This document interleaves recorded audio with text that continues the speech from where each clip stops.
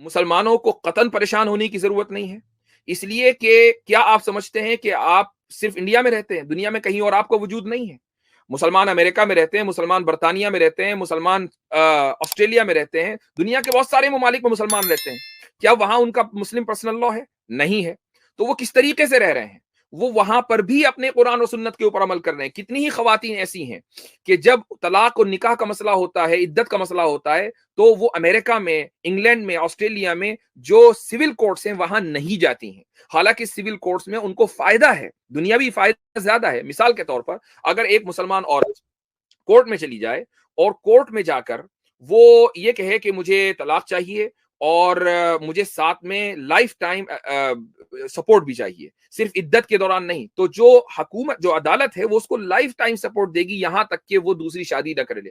اسلام میں اس کو جو مینٹیننس ملے گا وہ صرف عدت کے پیریڈ میں ملے گا، اس کے بعد اس کو یہ ایڈوائز کی جائے گی کہ بھئی تم مینٹیننس اس لیے روک دی گئی تاکہ تم دوسری شادی کرو، اسی لیے مینٹیننس روک دی گئی۔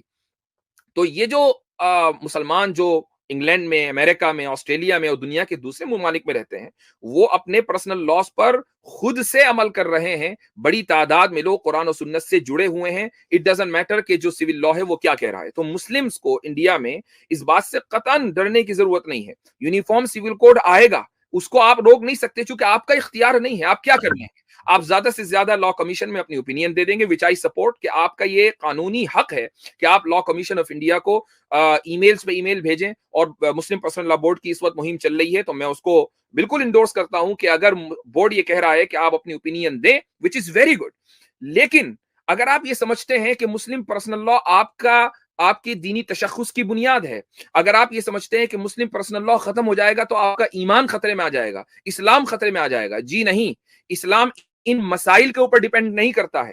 اسلام اتنا ہلکا نہیں ہے کہ 3 قانون آپ نے بدل دیے اور اسلام خطرے میں آ گیا، یہ ایک مومن کا ایمان خطرے میں آ گیا۔ اسلام کو یا مسلمان کو یو سی سی سے اس وقت تک کہ کوئی نقصان نہیں ہونے والا جب تک کہ مسلمان یہ عہد نہ کر لے کہ میں اپنی شریعت اور اپنی قرآن و سنت کے اوپر عمل کروں گا۔ یہ آپ کی پرسنل چوائس